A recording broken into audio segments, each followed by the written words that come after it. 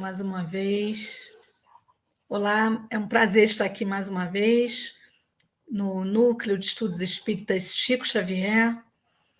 E para começarmos a reflexão de hoje, o Cristo em Nós, eu vou ler uma pequena página do livro Agenda Cristã de André Luiz, psicografia de Chico Xavier, capítulo 3, Privilégios Cristãos. Manter suprema fidelidade a Deus, olvidar os próprios desejos atendendo aos superiores desígnios, humilhar-se para que a mão do Senhor seja exaltada, conquistar a si mesmo, renunciar com alegria em benefício dos outros, retirar lucros eternos de perdas temporárias, trabalhar na construção do reino divino, esperar quando outros se desesperam, penetrar o templo do silêncio em meio do vozerio, guardar a fé acima da tormenta de dúvidas, calar a tempo de modo a não ferir, falar com proveito, ouvir o divino amigo em plena solidão, servir sem recompensa, suportar com valor a própria cruz, sofrer aprendendo e aproveitando, amar sem exigências, ajudar em segredo, semear com o Cristo, desapegando-nos dos resultados,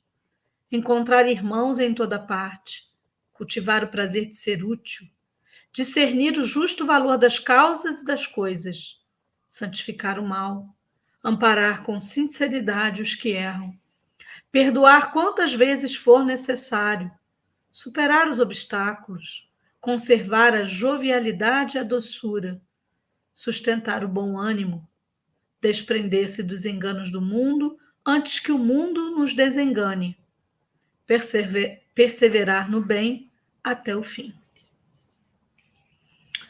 E assim, compreendendo que são esses privilégios cristãos, que nós elevamos o nosso pensamento agora ao nosso amigo Jesus, pedindo auxílio, proteção, pedindo suas bênçãos, para que nós tenhamos agora um momento proveitoso, de boas reflexões, de bons pensamentos, e que todos nós possamos nos irmanar com o nosso amigo Jesus. Fica conosco, amigo, e nos auxilie. E é assim, meus irmãos, que eu gostaria de começar a reflexão de hoje. O Cristo em nós. Porque será que nós, que nos dizemos, afirmamos que somos espíritas cristãos, compreendemos quem é Jesus e a importância desse espírito em nossas vidas? No próximo slide, nós vemos uma questão que comumente a gente fala do tamanho da resposta que os espíritos dão a Kardec.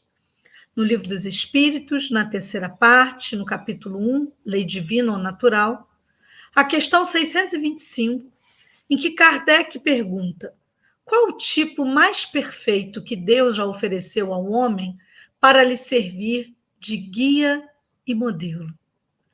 Então, se estamos falando ali de perfeição moral, então, em que devemos nos mirar? Em quem devemos nos mirar?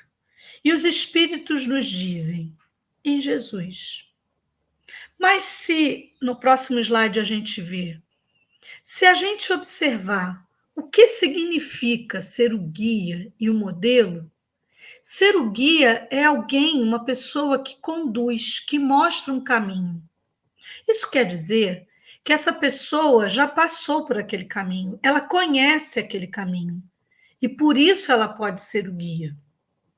Quando dizemos o modelo, é alguém que pode servir de norma ou de regra comportamental.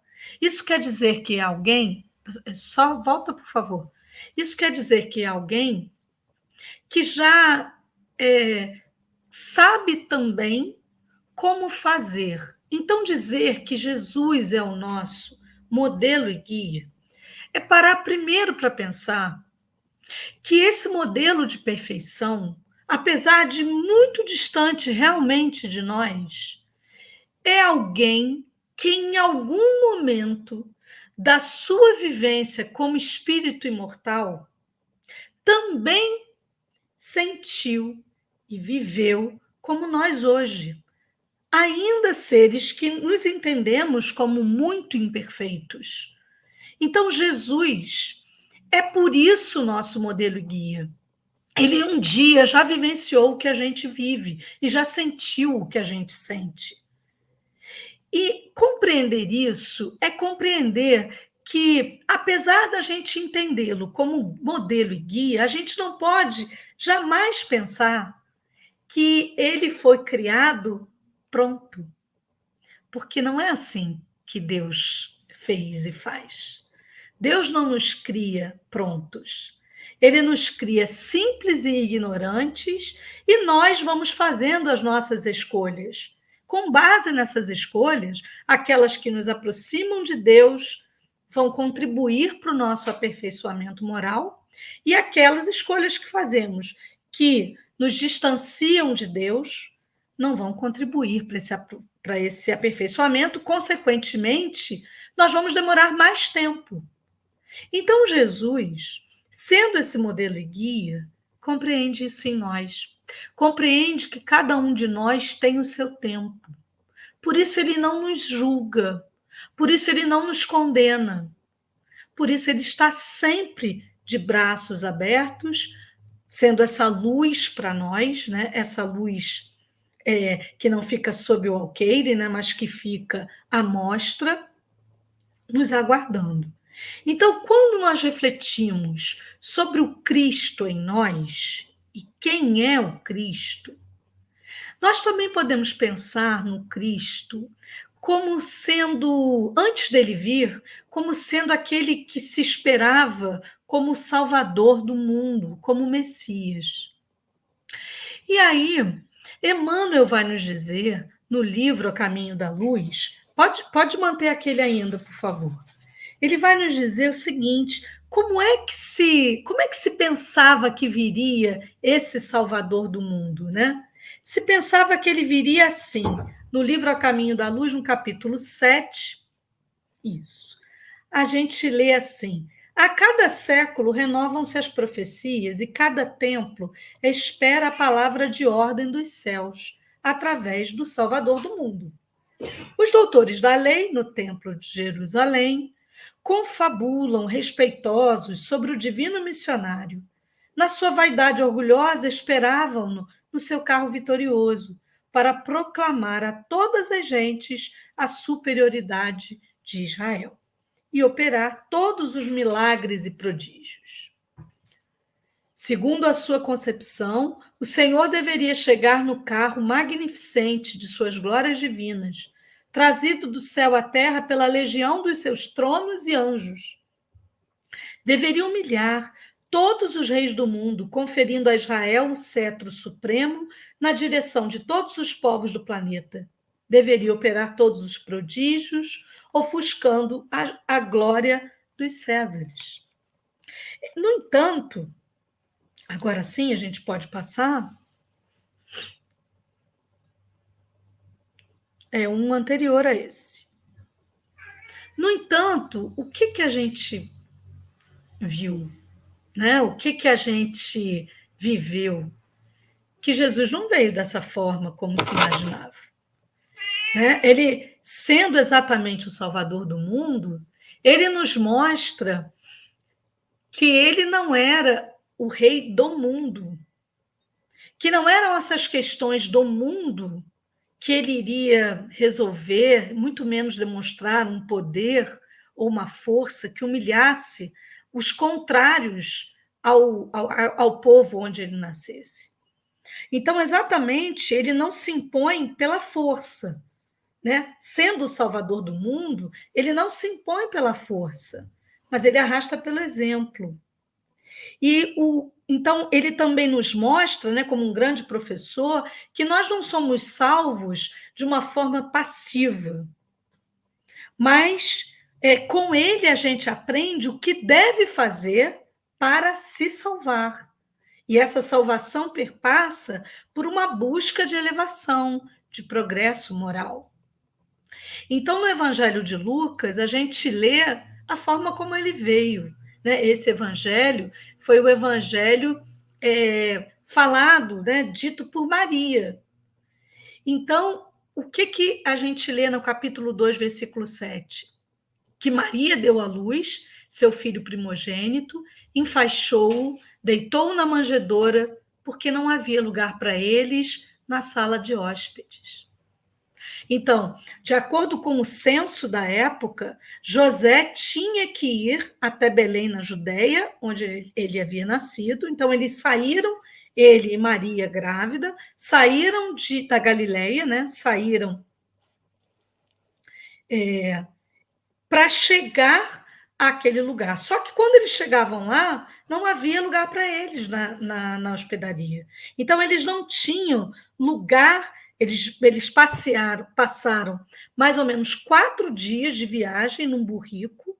Eles saem de Nazaré, na Galiléia, para chegar em Belém, na Judéia, numa viagem, então, muito cansativa, mas em todo lugar não havia lugar para eles. Jesus, então, mostra para a gente, né, nesse primeiro exemplo, que ele não veio exatamente esperando que o mundo compreendesse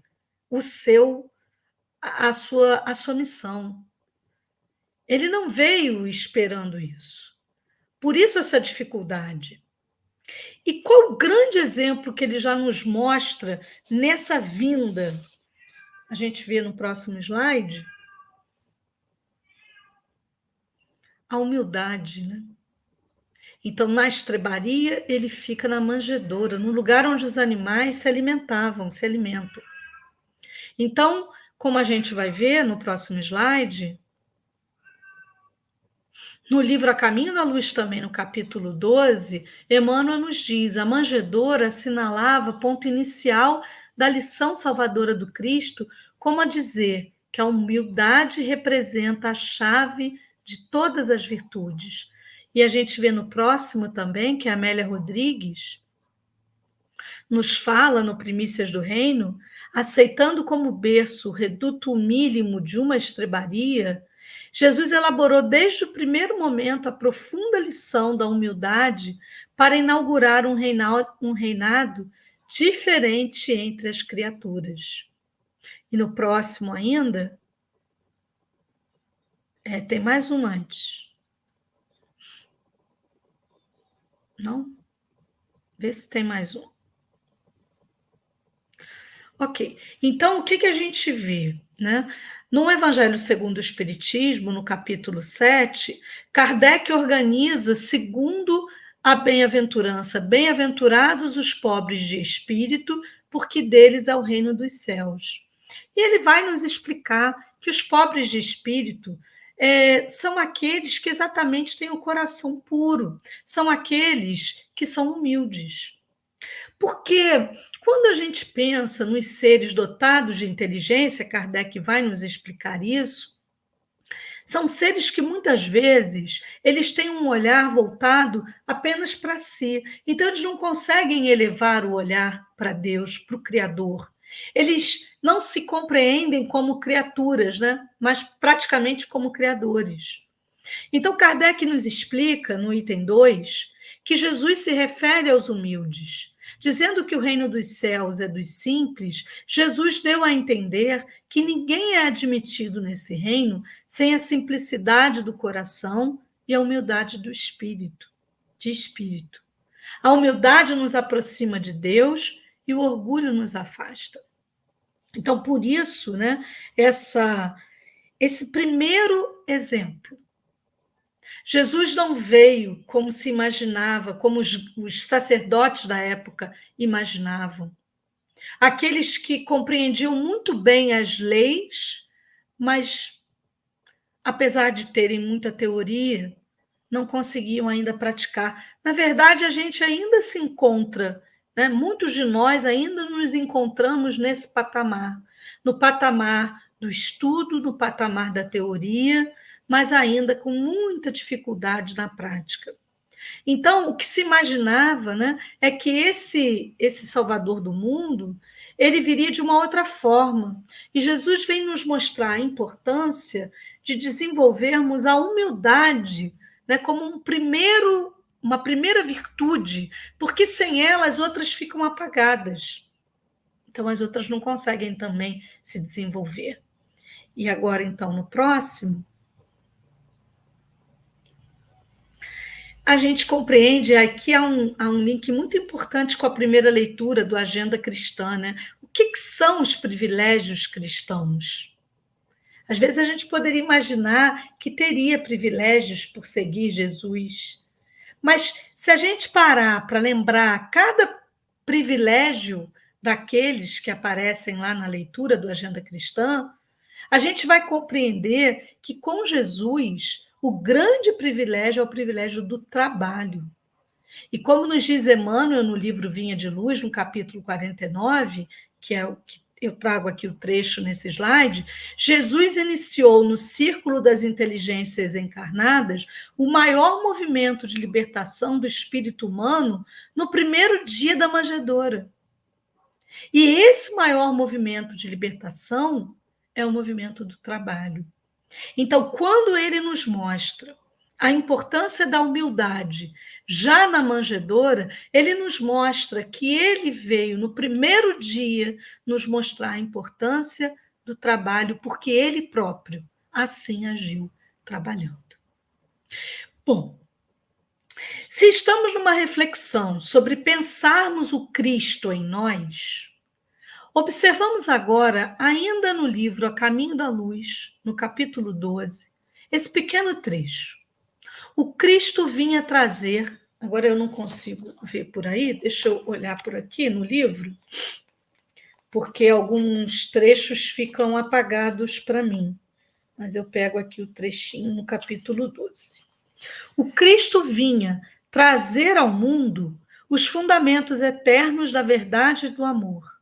Sua palavra mansa e generosa reunia todos os infortunados e todos os pecadores. Então, olha só, bem diferente daquilo que se imaginava como seria, né? Ele está justamente junto dos infortunados e dos pecadores. Escolheu os ambientes mais pobres e desataviados, né? Sem adornos, para viver a intensidade de suas lições sublimes, mostrando aos homens que a verdade dispensava o cenário suntuoso dos aerópagos, né, dos grandes templos, das grandes construções, dos fóruns e dos templos, para fazer-se ouvir na sua misteriosa beleza. E um pouco adiante, combateu pacificamente todas as violências oficiais do judaísmo, renovando a lei antiga com a doutrina do esclarecimento, da tolerância e do perdão. Então, eu quero, a partir de agora, que nós pensemos juntos sobre esse trecho, renovando a lei antiga com a doutrina do esclarecimento, da tolerância e do perdão. Porque Jesus era judeu e compreendia muito bem a lei judaica. Mas ele, além de compreender aquela lei, ele nos traz também uma renovação dessa lei, como bem nos diz Emmanuel. Então, meus amigos, vamos observar no próximo slide em que a gente olha o Novo Testamento na tradução do Haroldo Dutra e segundo o Evangelho de Mateus e de Lucas, a gente compreende dentro do Sermão do Monte essa renovação em trechos, em alguns versículos que tem como um título 6 contrastes na interpretação da lei. Eu quero, então, que nós pensemos sobre esse trecho, que eu trago aqui pelo Evangelho de Mateus, capítulo 5, dos versículos 21 ao 48, mas que a gente possa ir estudando eles com calma. Então, vamos começar pelo não matarás. Então, Jesus, é o Evangelho de Mateus, né? Jesus disse: ouvistes que foi dito aos antigos, não matarás. E aquele que matar estará sujeito a julgamento. Essa é a lei antiga. Agora, a lei renovada. Eu, porém, vos digo que todo aquele que se encoleriza com seu irmão estará sujeito a julgamento. E quem disser ao seu irmão raca, né, que era um xingamento, estará sujeito ao sinédrio, ou seja, às leis dos sacerdotes.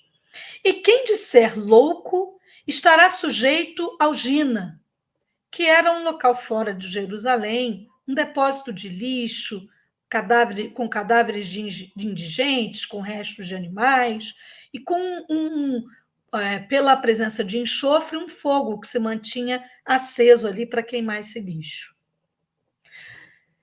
Portanto, se estiveres oferecendo tua oferta sobre o altar, e ali te lembrares que teu irmão tem algo contra ti, deixa ali tua oferta diante do altar, vai e reconcilia-te primeiramente com teu irmão. Então vem e oferece tua oferta. Sê benevolente depressa com teu adversário, enquanto estás no caminho com ele, para que o adversário não te entregue ao juiz e o juiz te entregue ao oficial e sejas lançado na prisão. Amém vos digo que de modo nenhum sairás dali até que restituas o último quadrante. Então, meus amigos, olha o desmembramento que Jesus fez dessa lei, uma dos 10 mandamentos, não matarás. Não é que não matarás não seja importante, e não é isso que Jesus disse. Mas ele desmembra o não matarás em em uma interpretação além daquela, nos falando a respeito das nossas responsabilidades, também quanto à cólera, quanto aos ressentimentos e quanto às inimizades. Então, quando Jesus nos fala que não devemos também nos encolerizar, vamos nos lembrar do Evangelho segundo o Espiritismo, quando a gente vai ver no capítulo 9, nos Bem-aventurados mansos e pacíficos, que nas instruções finais desse capítulo, Hahnemann, por exemplo, vai nos falar a respeito. As pessoas, às vezes, justificam os seus momentos de cólera como dizendo, mas eu não tenho sangue de barata. Né? Ou colocando algo como o corpo reage, né? O sangue ferve. Só que Hahnemann vai nos dizer que o corpo não dá cólera àquele que não tem. Então, que a questão está no espírito.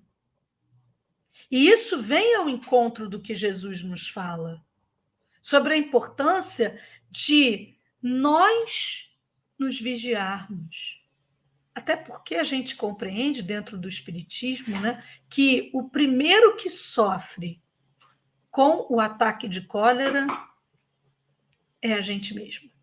Então, a gente é o primeiro que vai sofrer com esse ataque.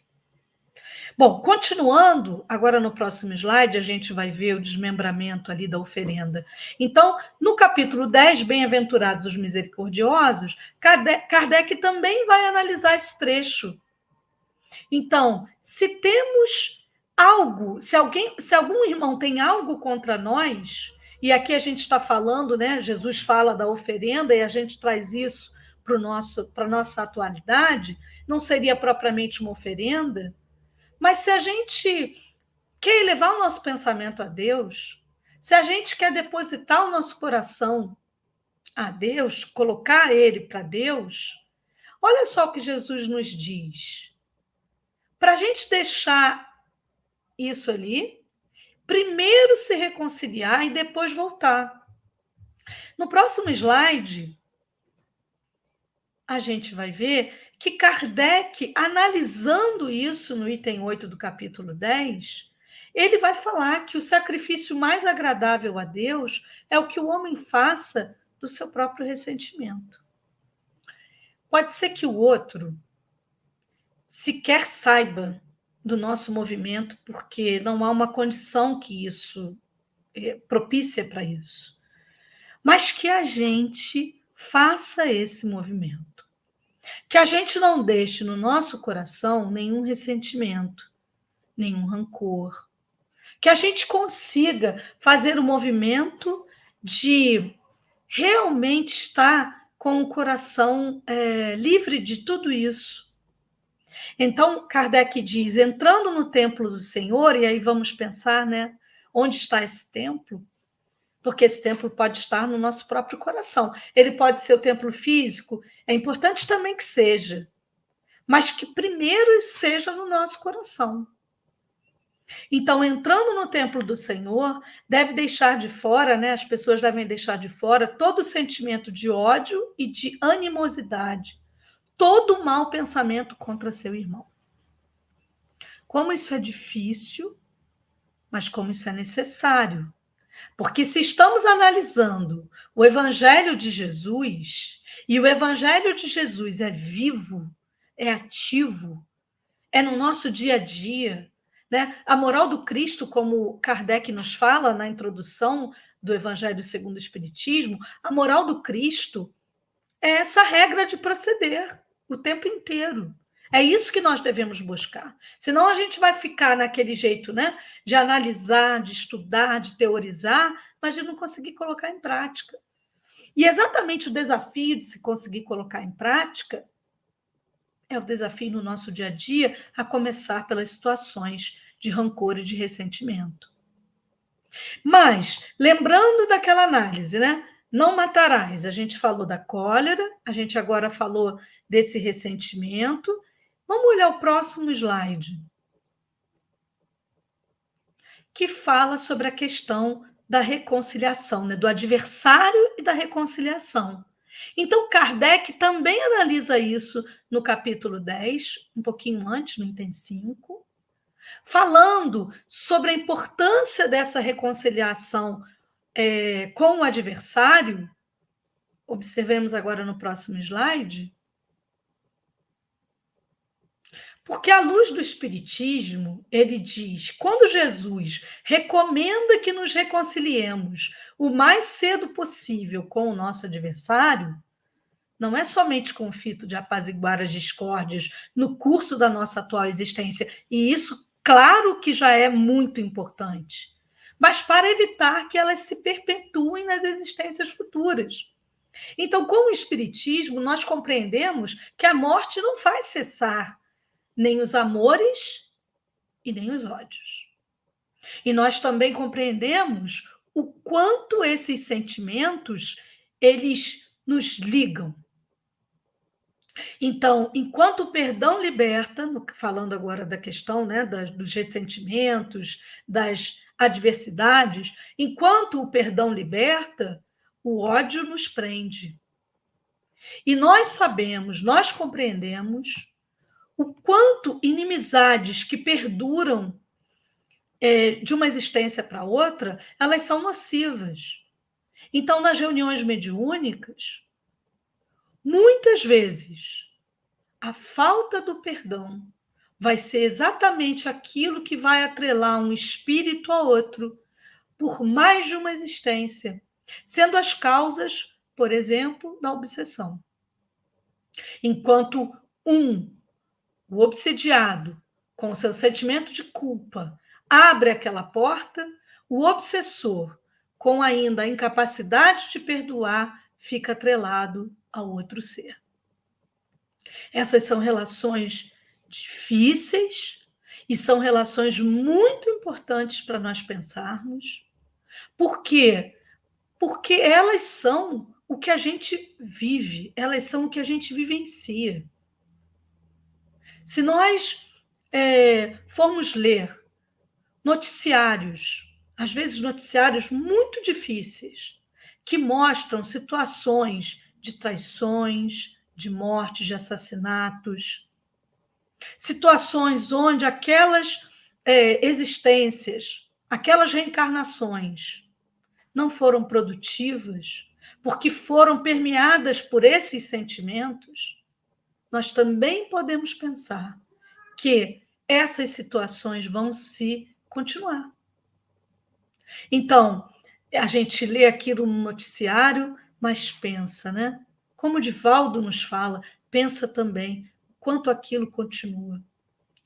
Que a gente possa rezar muito por esses seres, porque com certeza a morte, enquanto aquilo não ficar resolvido, não vai ser a morte que vai resolver. Então, a importância dessa reconciliação. E, de preferência, né, como diz Jesus, enquanto andamos com o nosso adversário. Passando para o próximo slide, agora eu vou tratar aqui de 2 itens. No versículo 27, Jesus diz: ouvistes que foi dito, não adulterarás. Eu, porém, vos digo que todo aquele que olha uma mulher para desejá-la, já adulterou com ela em seu coração. Portanto, se teu olho direito te escandaliza, arranca-o e lança-o de ti. Pois é melhor que se perca um dos teus membros do que seja lançado o teu corpo inteiro no Gina. Se tua mão direita te escandaliza, corta e lança de ti. Pois é melhor que se perca um dos teus membros do que vá o teu corpo inteiro para o Gina. Foi dito: quem repudiar sua mulher, dê-lhe carta de divórcio. Eu, porém, vos digo que todo aquele que repudia sua mulher, exceto em razão de infidelidade, a faz adulterar. E quem se casa com a repudiada comete adultério. Então, vamos observar aqui, nesses 2 itens, não adulterar e a questão aqui do repúdio, né? Como é que Jesus agia? Então, não era apenas a questão do adultério, que já é uma questão importante, mas Jesus nos chama a responsabilidade do nosso olhar, dos nossos pensamentos. Então, muitas vezes, nós pensamos, e eu acho que milenarmente, secularmente, né, através dos nossos enganos, é assim que agimos. Deixando de lado o nosso olhar e o nosso pensamento, as nossas responsabilidades desses pensamentos, e sempre observando o ato em si. Mas com Jesus e com o Espiritismo, que é o cristianismo redivivo, a gente observa a importância da nossa responsabilidade, muitas vezes até para que aquele ato em si aconteça. Quando Jesus fala, olha só como ele fala aqui. Ele diz que todo aquele que repudia sua mulher a faz adulterar. Então, ele fala sobre essa responsabilidade dos atos nos seus desdobramentos, nas suas consequências. Então, analisando isso, a gente entende, como no próximo slide, a passagem da mulher adúltera. Né? Essa passagem que também está no Evangelho segundo o Espiritismo é uma passagem, né, muito famosa, e a gente ali compreende o seguinte: como é que Jesus, a partir do que a gente leu aqui, como é que Jesus teve essa presença de espírito de falar àquele que estivesse em pecado que atire a primeira pedra quando ele foi confrontado? E de compreender, a gente sabe, né, que depois, no livro Pelos Caminhos de Jesus, de Amélia Rodrigues, a mulher adúltera, depois, no fim daquele dia, ela vai falar com Jesus. Ela vai se justificar no sentido de se explicar. Por que aquilo aconteceu com ela? E Jesus, é óbvio que naquele momento da praça pública, ele já sabia da história dela. Ele já sabia da história dela com o seu marido, já sabia dos desenganos dos dois, já sabia o que acontecia na vida dos dois. e já sabia por que acabou acontecendo o adultério. E lembrando ainda do homem que a fez adulterar. Porque há uma terceira pessoa, há um terceiro ator nessa história toda. Mas, enfim, juntando isso com a questão da lei interpretada de uma forma renovada, a gente compreende ali que Jesus, de forma alguma, ele exime essa mulher da necessidade do reparo. E é assim que ele age conosco. Ele compreende ainda as nossas imperfeições de olhar, de pensamento, de agir, mas estende os braços quando nós caímos em si, quando nós temos consciência do nosso erro, como ela acabou tendo ali, a partir do arrependimento. Então, o arrependimento como um primeiro passo para o reparo. O arrependimento não para aquele sentimento de culpa que vai ser prejudicial a nós, porque o sentimento de culpa vai fazer com que a gente fique atolado ali como numa lama, como numa areia movediça, sem conseguirmos andar adiante. Mas o arrependimento, como eu disse, para termos consciência de que infringimos a lei universal. E nessa economia de Deus, vamos precisar fazer o reparo. Então, temos consciência? Entendemos? Nos autoperdoamos? Nós conseguimos compreender o que nos levou até aquele momento? Então, a partir de agora, nós vamos precisar iniciar esse reparo. E iniciar esse reparo, Jesus diz ali, é compreender, ter o arrependimento do erro, né, como eu disse, mas a confiança em Deus e a paciência. Porque o tempo vai ser o nosso grande aliado. Continuando, no próximo slide, a gente vai começar agora o versículo 33. Outra vez ouvistes que foi dito aos antigos: não perjurarás, e pagarás ao Senhor teus juramentos. Eu, porém, vos digo, para não jurar de modo algum, nem pelo céu, porque é o trono de Deus, nem pela terra, porque é o estrado dos seus pés, nem por Jerusalém, porque é a cidade do grande rei, nem jures pela tua cabeça, porque não podes tornar branco ou preto nem um fio de cabelo. Seja, porém, a vossa palavra sim, sim, não, não. O que excede disso é do mal. Então, não perjurarás, né? Não romper uma promessa. Pagarás ao Senhor teus juramentos. Essa era a lei. Mas Jesus nos diz para não jurarmos de modo algum, porque Jesus nos conhece. Jesus sabe das nossas imperfeições e sabe que nós não vamos conseguir cumprir. E eu gostaria de analisar esse trecho, no próximo slide a gente vai ver, a partir da negação de Pedro, como consta do capítulo 26 do livro Boa Nova. Vamos analisar esse discípulo, Simão Pedro. Um discípulo mais rude, mas também mais inflexível nas suas posições. Então, aqui no Boa Nova, Humberto de Campos nos diz, por Chico Xavier, começando o capítulo lembrando aqui a questão do lava-pés, onde Pedro se sentiu incomodado com aquela situação de ver Jesus numa postura humilde, lavando os pés de seus discípulos. E ele diz: nunca me lavareis os pés, Messias. Analisando os companheiros, ele não só fala dessa forma com Jesus, mas ele fala dos companheiros, dizendo: meus companheiros estão sendo ingratos e duros nesse instante, como se fosseis um escravo vulgar.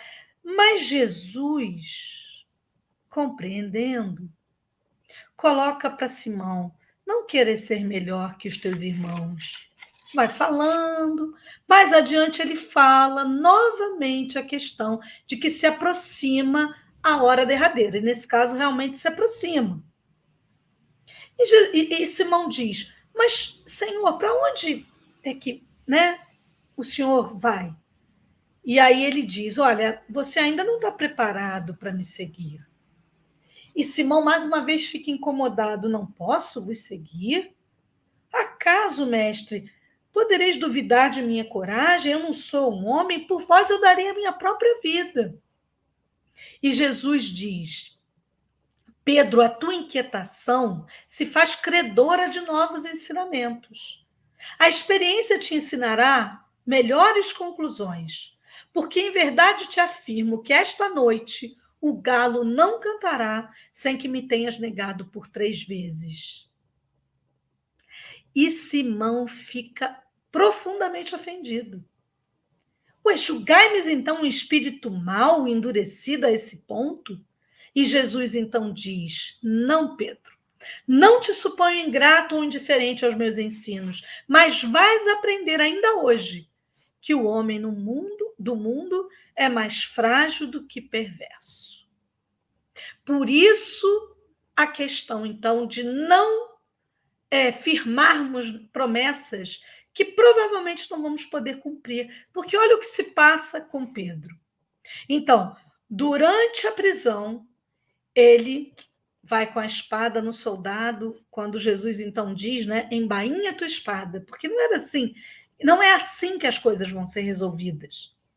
E aí todos os discípulos se afastam, João e Pedro ficam ali na espreita para saber o que ia acontecer, onde Jesus ficaria aprisionado. Ele vai para a casa de Caifás e fica numa prisão que dava para um pátio. João então segue para avisar a Maria e Pedro fica ali na espreita, observando, né, Jesus de longe. E então chega uma serva daquela casa e diz a Simão, não és tu um dos companheiros deste homem? E ele, na mesma hora, estás enganada, não sou. É que Pedro vinha refletindo nos desdobramentos daquela prisão. O que poderia acontecer com a sua família, o que poderia acontecer com ele, o que poderia acontecer com os outros. Então, ele, nessas suas justificativas, ele fala, não, imagina, não sou não. Um pouco depois ele consegue, então, ir para os populares, ficar ali junto dos populares, para saber o que as pessoas falavam a respeito de Jesus. E um desses populares diz a ele, então, vieste socorrer o teu mestre? E ele, que mestre? Nunca fui discípulo desse homem. Um pouco mais para frente, um dos servidores daquela casa o identifica, mas não é esse o discípulo? Ele, não, estás enganado, amigo. Vê que isso não seria possível. Mas logo que Pedro pronuncia essa terceira negativa, os galos cantam, anunciando então a madrugada. E Pedro cai em si, lembrando do que Jesus disse a ele. E aí ele se levanta e vê o olhar de Jesus distante, mas contemplando Pedro. Ele sai dali e com um remorso assim, indizível, ele, envergonhado de si mesmo, compreendendo as suas fraquezas, ele chora copiosamente. E Humberto de Campos nos diz, ele que fora sempre homem ríspido e resoluto, que condenara invariavelmente os transviados da verdade e do bem, que nunca conseguira perdoar as mulheres mais infelizes, ali se encontrava abatido como uma criança em face de sua própria falta. Então ele começou ali a ter a verdadeira empatia, se colocar no lugar do outro, nas fraquezas do outro. E lembrou, então, quando Jesus disse a ele, Pedro, o homem do mundo é mais frágil do que perverso. Continuando a nossa análise dentro do Sermão do Monte, agora no versículo 38, ouvistes que foi dito, olho por olho e dente por dente. Eu, porém, vos digo, para não se opor ao malvado. Pelo contrário, ao que te bater na face direita, vira-lhe também a outra. E ao que deseja levar-te a juízo para tomar-te a túnica, deixa-lhe também o manto. E quem te compelir a caminhar 1 milha, vai com ele 2. Dá ao que te pede, e não deis as costas ao que deseja tomar-te um empréstimo. Essa, olho por olho, dente por dente, é como a gente conhece, a pena de talião, da onde vem a palavra retaliação, a vingança. Então, é uma reciprocidade do crime. Se fez desse jeito, a pena tem que ser desse jeito. O código de Hammurabi. Mas, segundo Jesus, não, é o contrário. Então, quando vemos... Pode passar o próximo slide, por favor. No capítulo Amai os vossos inimigos, o capítulo 12, ficou ali meio juntinho, né? Mas nos itens 7 e 8, se alguém vos bater na face direita, apresentar-lhe também a outra, Kardec analisa esse trecho.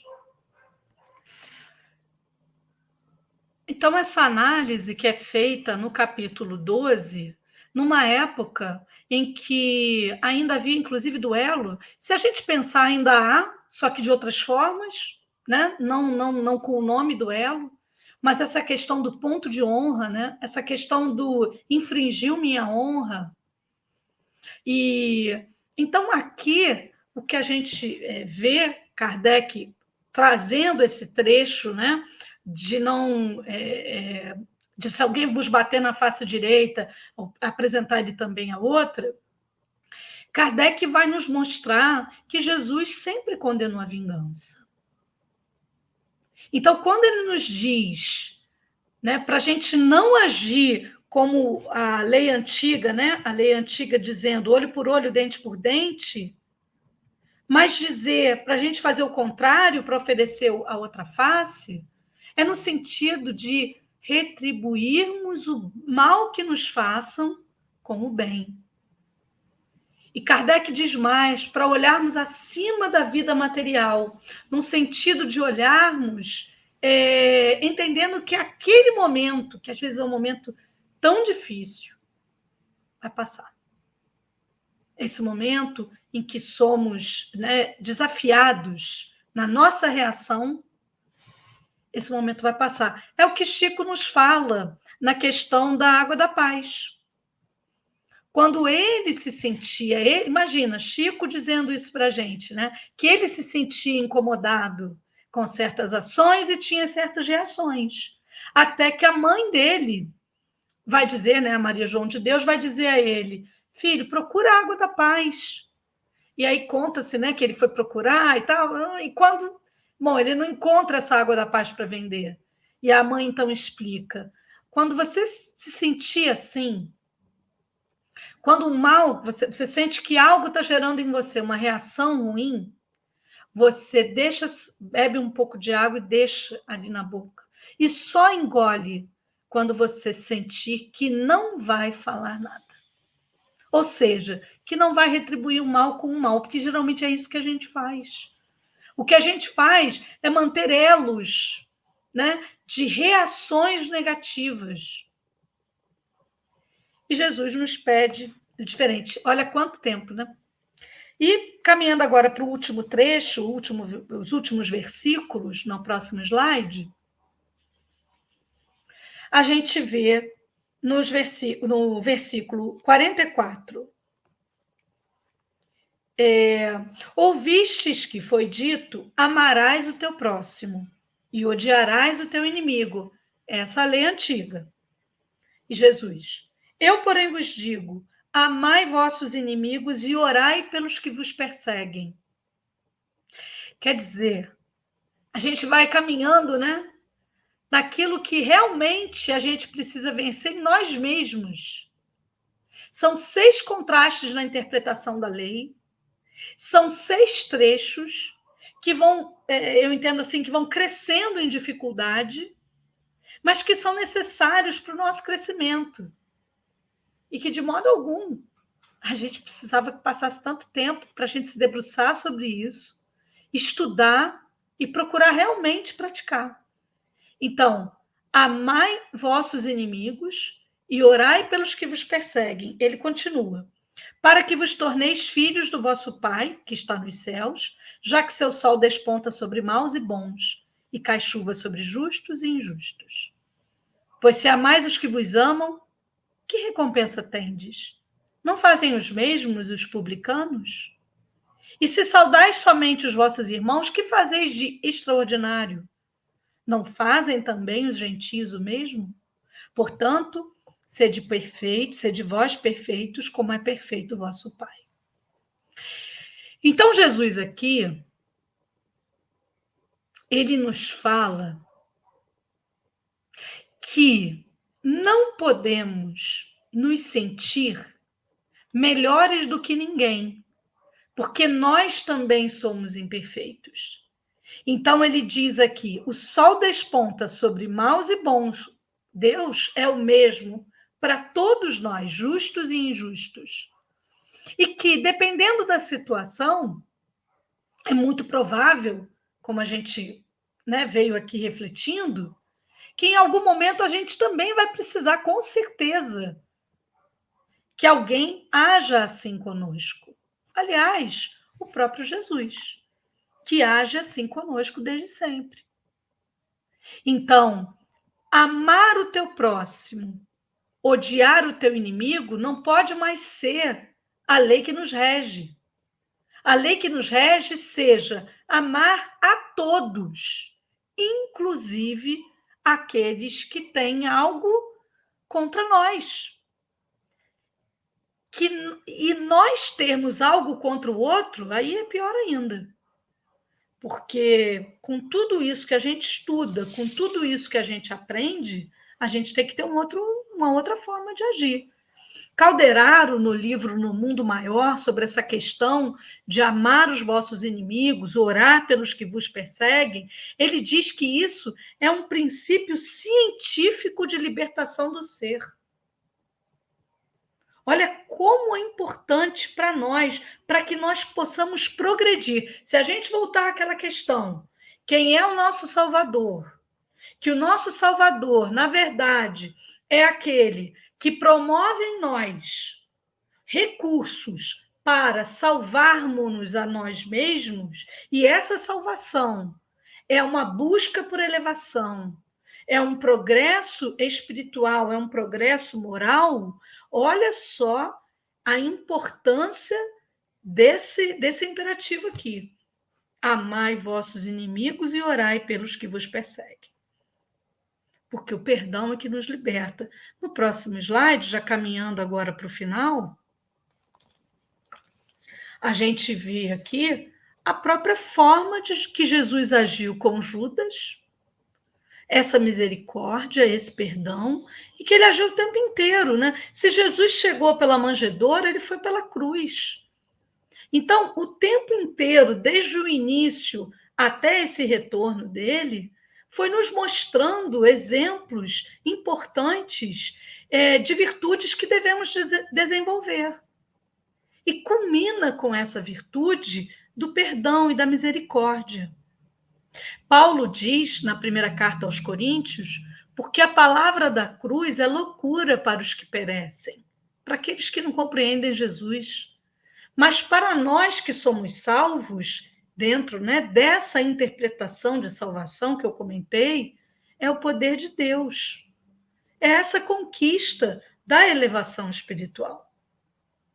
Então, meus irmãos, quando pensamos no Cristo em nós, quando pensamos no Cristo como modelo e guia, precisamos pensar quem é Jesus. Ser um modelo e guia significa que ele, sim, ele compreende o nosso estágio no nosso desenvolvimento moral. Mas quando nós nos dizemos cristãos, esse é o momento de nós compreendermos que ele nos mostrou como devemos nos comportar e como devemos seguir o seu caminho. Porque não vai fazer sentido, é incoerente dizermos que somos cristãos, mas fazemos, como temos feito até hoje, tudo diferente. Ele vem nos explicar como um professor. Ele pega a lei antiga, amplia ela, mostra os seus desdobramentos, depois permite a vinda do Espiritismo, que é o Consolador prometido. É isso que ele tem feito conosco até hoje. Com certeza vai continuar fazendo. Mas cabe a nós, que realmente nos dizemos cristãos, começarmos a desenvolver em nós essas virtudes cristãs, a encontrar o Cristo em nós. Porque talvez a gente afirme quem é o Cristo, mas muito provavelmente na prática ainda nos perguntamos quem é o Cristo. Quando colocamos as dificuldades no dia a dia, nos desafios, nas pequenas coisas, que se tornam grandes coisas, como, por exemplo, nas situações de ressentimentos, de raivas, onde nos sentimos ultrajados, traídos. A pergunta é: o que Jesus faria? É difícil? É muito difícil. Mas esse é o caminho. É isso que precisamos fazer.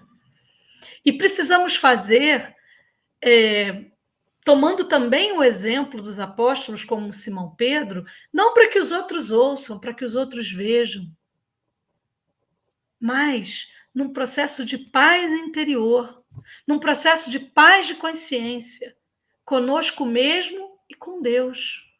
Porque é orando em segredo, não é? Que ele nos ouve. A gente não precisa orar alto e muito menos que alguém nos veja. Então, eu gostaria de terminar esse momento aqui de reflexões com o último slide, que é o próximo, isso, que é essa passagem do Evangelho de Lucas. Se alguém quer vir após mim, negue a si mesmo, tome a sua cruz a cada dia e siga-me. Olha como Jesus é enfático aqui. Esse negue a si mesmo é negar aquilo que temos trazido, nosso egoísmo, nosso orgulho, que nos distanciam de Jesus, consequentemente também de Deus.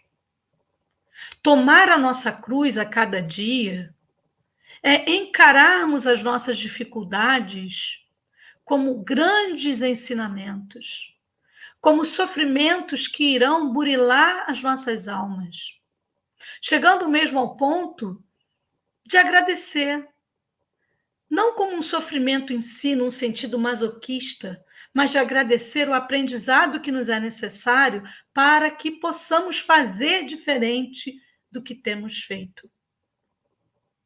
E assim segui-lo. E assim seguir Jesus. João, na carta aos Colossenses, diz: aquele que diz que permanece nele deve também andar como ele andou. E é isso. É isso que devemos fazer. Se dizemos que permanecemos em Jesus, devemos andar como ele andou.